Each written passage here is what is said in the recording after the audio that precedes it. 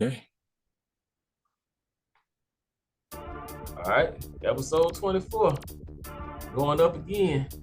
Got Mr. Corderius Climpson. You can find him on Instagram at AwesomeJL. So he's the #1 music artist in the metaverse. You hear about his career journey, how he actually find metaverse and other tech tools such as crypto and artificial intelligence to find into his music career. Get this episode right here. Tell me, real quick, what time is it? What time is it, my boy? It's that time. That time, right now, radio. You know the vibes. Right now, big facts. Yeah, then you made me check my watch real quick. I had to check my watch real quick. Man, you know, you told me a little bit about how you got started, but like, why the metaverse? Why crypto? Also, the third question: how long have you been in tech? You said what? You turned down the music a little bit. I ain't hear you. All right, a little bit loud right now. Yeah, so why the metaverse? Why, like I said, why crypto? And how long have you been working in tech? In tech.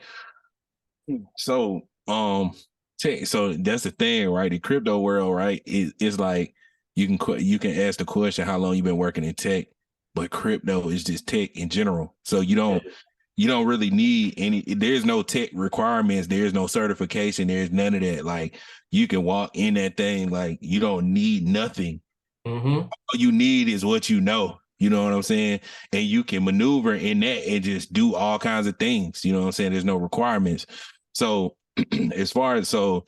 if you asking the question, how long I've been into tech, how long I've been interested in tech, oh man, that's a long time. That's since a kid. You know what I mean? Okay, man. Like I got my first computer when I was in I got my first computer, I think when I was in like 3rd grade or something like that, right? That sounds about the same with me. Yeah. and when I got my computer, man, I was on that thing like download music, looking at all the sites, and like I really learned a lot from the computer. Excuse me, because I got to go places that I wasn't going in real life. So right. Yeah, so I used to look at it like, okay, dang, one day I want to go to Brazil. So I just look up Brazil and look up the culture and stuff. I did the same thing. Yeah. You know? Yep. So that's the wave I was on, bro. So ever since my parents got me that, it was like then I became like the computer guy in the family. Like my mom and dad would used to be like, you know, he can fix anything. What's wrong with the computer? Get him to fix it. He'll fix it. Right. He know about computers. You know what I'm saying? So it became that. And then I started taking computers apart and replacing hard drives and motherboards and stuff like that. Yeah. So I was real young, man. I was probably like, man, what was I like? Probably like around 12, 13, something like that. So yeah, but you know, for me now, I would say now I got my computer around about 3rd grade as well. You know, it was a family computer, but I was downloading music, games, you know, playing a lot of I'm looking up basketball every day. That's what I love growing up. Oh yeah. I was on the sports heavy too. Yeah, man. So I'm looking at Michael Jordan every day, right? Michael Jordan, Chicago Bulls, you name it. And I say by in the high school going into college, I became the guy that's taking apart computers, right? So that's when I finally figured out, that I wanted to go into tech. So, then they started naming me the guy who can fix everything, even stuff that I hadn't even touched yet. You can do it, just play with it. So that's what I did, honestly. I said the first time when I took a computer apart or placed the motherboard, man, look, I was scared, man. I was like, man, I don't want to mess it up.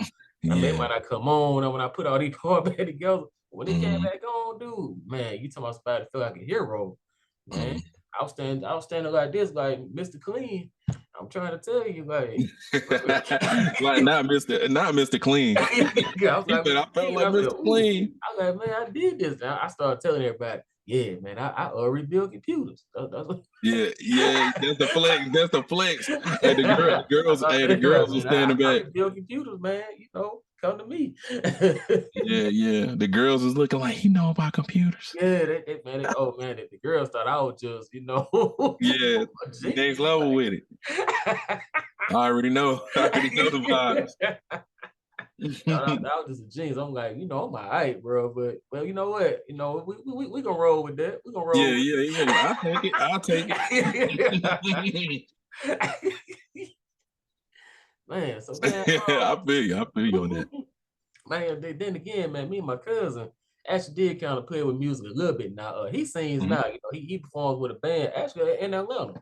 Okay, that's I'm, fine. I'm gonna check him out. What's the name of the band? you know what? I'm gonna have to look that up, man. But his name is Terry Wright. He goes by Terry J. Ellis. I don't know if you've seen him around. Jay Ellis. That Yeah, sounds super familiar, man, bro. hold on. Now he That sound performed.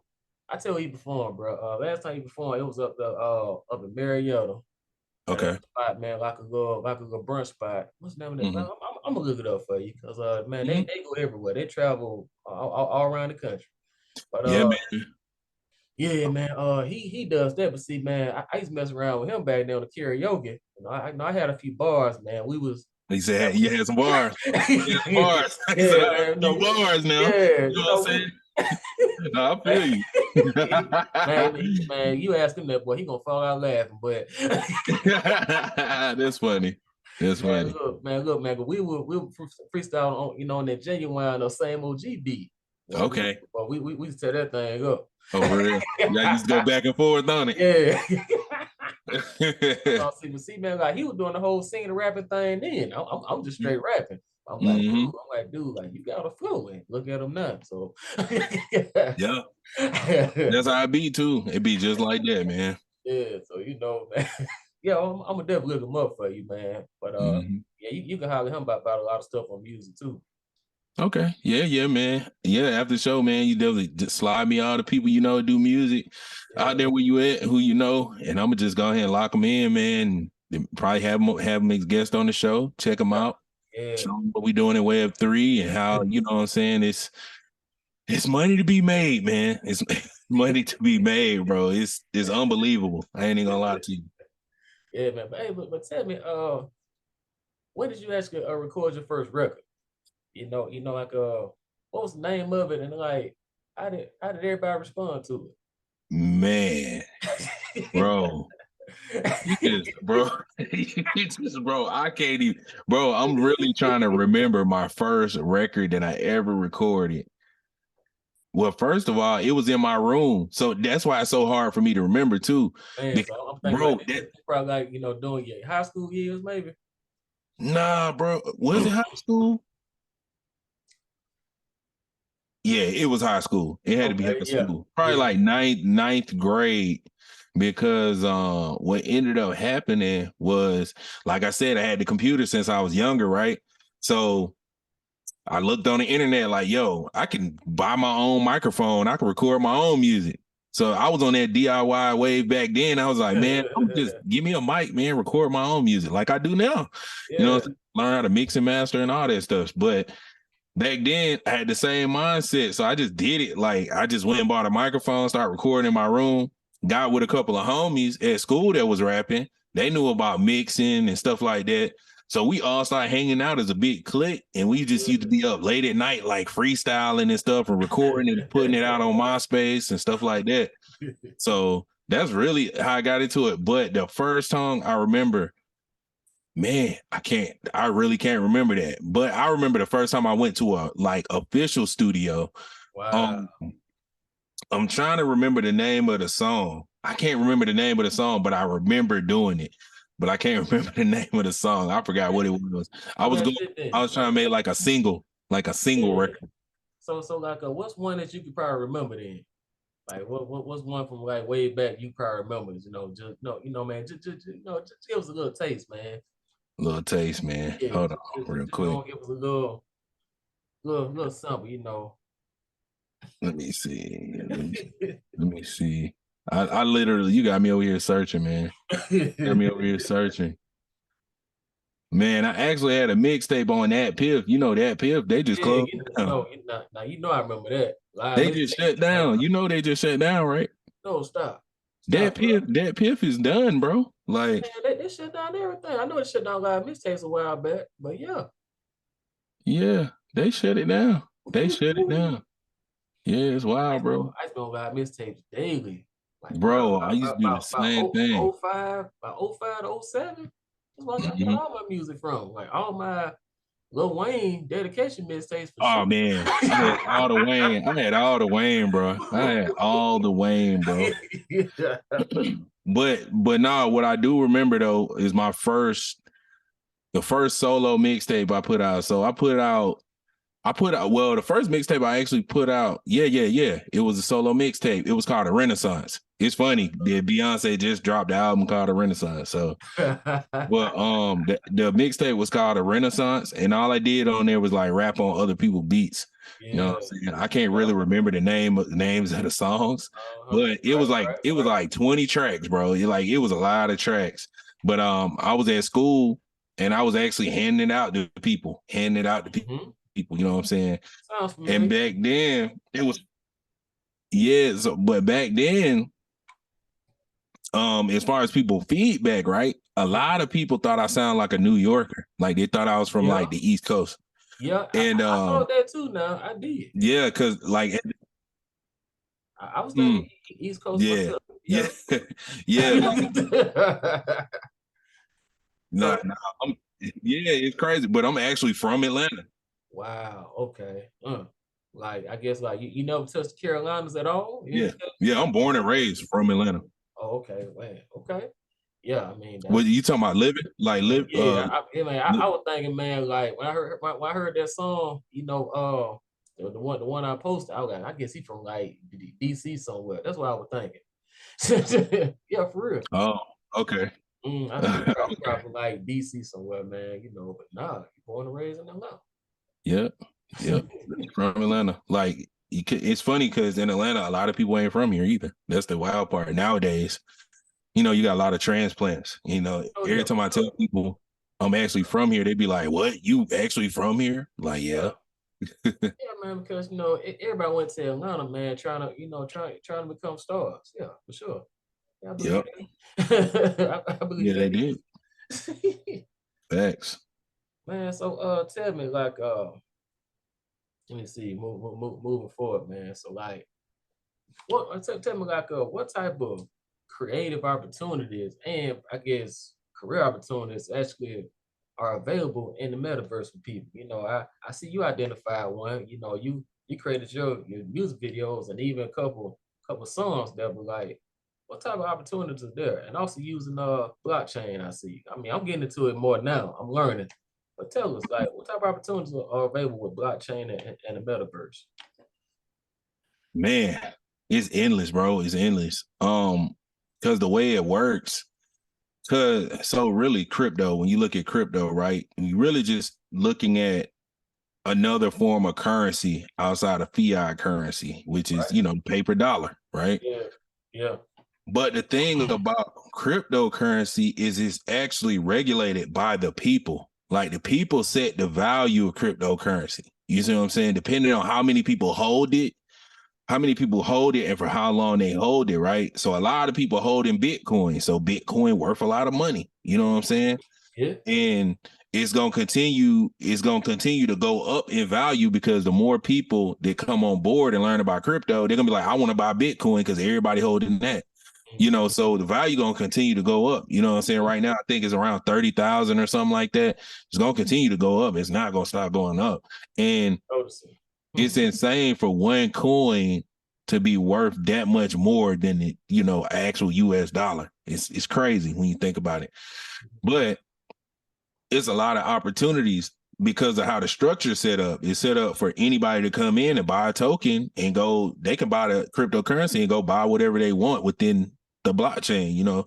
They can go buy art, they can go buy music, or they can jump into what they call DeFi finance. They can get yields on the crypto that they own. You know what I'm saying? They could be their own bank in their wallet. In a cryptocurrency wallet, you can be your own bank. These yields that banks give out, like the yields in crypto wallets is like double, triple, 10 times, 100 times more than that. You see what I'm saying? Oh, Because like for for a bank account that's generating, the general interest what banks generally give you, depending on how much you got in your bank account. But somebody that's like middle class ain't gonna have that much in their bank account. You got a couple thousand in your bank account, and then what you getting like $2 every year or something like that. Well, crypto, man, I done seen some astronomical stuff, bro, and they call it staking, right? They call it staking. And all that is you press a button, and what it's doing is they're basically using your cryptocurrency as liquidity, the same way banks do it. That's what banks do. But now you're in a cryptocurrency ecosystem. So when you're staking it, they're using they actually use your money as liquidity to support the ecosystem, but they're giving you they give you 300% to 1,000%. Man, I done seen 5,000% yield percentages, and they're paying you out, and you getting paid every 14 to 20 days, man. And this money coming directly to your wallet. You can withdraw this money. This is real money. You see what I'm saying? And that's why I made it one of my priorities to kind of tell people about what's going on within this system, because it's free money, man. It's really free money, but you got to have the knowledge. You know what I'm saying? You got to have the knowledge of what's going on and what it means and how to do all these different type of things. But there's a lot of opportunities, because this is the thing, right? I jumped in the system. And my first thought, whenever I jump into a new ecosystem or a new anything, right, my strategy is to find a way to provide value, right? So, excuse me. Yeah. But so I find a way to provide value. Once I figure out a strategy of how to provide value to an ecosystem, then I figure out how I can be a part of that ecosystem as far as selling a product or something like that, right? For instance, when I learned about cryptocurrency and NFTs, I started making videos on YouTube about NFTs. Mm-hmm. I made over in the last year and a half, I made over 700 videos on YouTube, right? Wow. I'm putting 2 or 3 videos a day. You know what I'm saying? And once I did that, I built a brand for myself, and people know me. I'm the biggest music artist in the metaverse. People know me. I went to New York. A couple weeks ago. I was in the Bronx. I ain't never been to the Bronx in my life. I went to a event. Somebody said, I went to an event. I went up to the door. They just let me in. I'm like, what's going on? Why y'all just, and somebody tried to get in behind me. I was like, I can't get in. And I was like, what's going on? They was like, bro, you the biggest music artist in the metaverse. We know who you are. You can come in here whenever you want. I'm like, whoa, wait a minute. I'm like, what? Dope, bro. Yeah, I'm like, that's so dope. They recognize you like that. Yeah, bro. It's real, bro. It's not some fairy tale. It's real, bro. But that was mind blowing to me, because I'm like, what? Yeah. I guess because you didn't realize many people were actually, I guess, involved and paying attention to the metaverse, right? Yeah. Yeah, I get you, man. Because I realized, man, the metaverse world is kind of like living like the Jetsons almost. It's kind of that's the way I really think about it. Because looking inside that, man, they got their own community. Yeah, and that's another thing too. When people say the metaverse, it's actually multiple metaverses. It's not just one. So the whole end game, what they're doing with cryptocurrency, right? So you have different metaverses, quote unquote, right? But the end goal is really to be interoperable. You should be able to go from one blockchain to another and still be and it should all still function like one ecosystem, right? Yeah. So you got Bitcoin, and then you got Cardano, and then you got Ethereum. You should be able to intersect and cross-intersect all these different blockchains without doing nothing really. You know what I'm saying? Once they implement the actual avatar, the avatar system, once they actually put that into place, you should be able to go in and out of any blockchain whenever you want. But yeah, man, it's a lot. The metaverse, as far as the metaverse, I look at it as one big thing, but it's a big thing with a lot of little things in it. You know what I mean? So it's very complex, man. It's a lot of stuff going on, but it's unlimited. It's a lot of opportunities. It's a lot, man. Like from you can do PR, you can work for a company. What was that? Oh, you know, wait, no, you going to some good stuff. So basically, like you say, you know, you create the avatar, and then you going into different blockchains, right? Those blockchains represent those different entities, pretty much, right? Yeah. Yeah. But man, I think I cut you off. You talking about, going into PR and what else in the metaverse? Yeah, you can do the same things that's like accessible in Web 2. You do all that's in the metaverse too. Like people can get marketing jobs. Like I done seen people get marketing jobs that don't have no college degree, that don't have none of that, don't have the certification. They get marketing jobs because of like right now what's big is Twitter. Like a lot of the metaverse is on Twitter. A lot of Web3 people are on Twitter. I don't know why they chose Twitter, but they're on Twitter. And these companies are literally looking for people that's building communities on Twitter, and they'll pull you to the side and be like, "Hey, we ready to hire you. We're ready to give you a salary, this, that, and the third, because we see what you're doing." Like it's literally like that on Twitter now. Like getting job offers ain't nothing. Like I'm you wondering, get like on Twitter, like, do you have to join the communities or just about who you follow? You have to follow those Web3 professionals.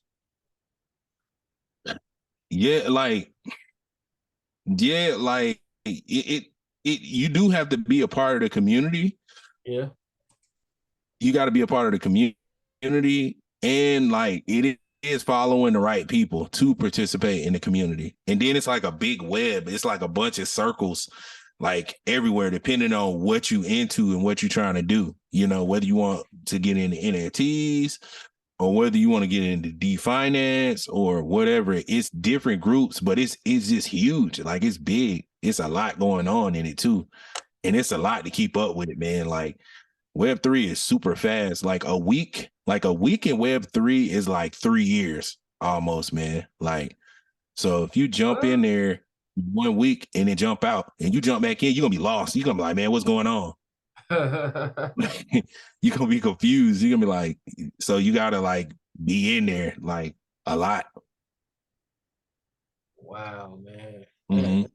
That's Web3. That's blockchain. I guess like what are some of the other digital tools, man? So like I asked Giselle about AI. Like I see she's a huge fan of it. Like how much do you work with AI? Every day. Every day. Yeah, I use AI every single day for everything.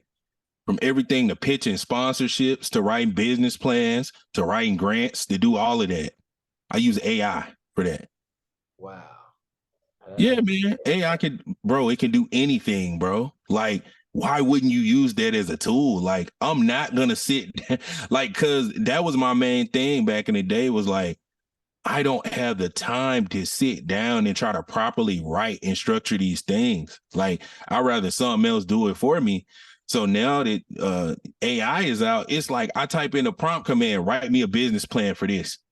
Boom, boom, boom. Before I started my podcast, I wrote my whole business plan with ChatGPT in like 40 seconds. I typed it in. They wrote the whole business plan out for me. Then I said, hey, you know what? Write me a sponsorship package right now. Wrote the sponsorship package. I already got sponsors in the works right now for the show. I'm only on episode 2. You see what I'm saying? Like, that's what you're supposed to use it for, bro. Like, I've been hearing people kind of be scared of it, but it's like, nah, you're supposed to use this as a tool to get your money to do what you need to do, bro. Like, it's nothing to be scared about. It's the inevitable. We knew this was gonna come. We seen it in the movies. We seen all of this back in the day. Like, we'll be surprised now. You know what I'm saying?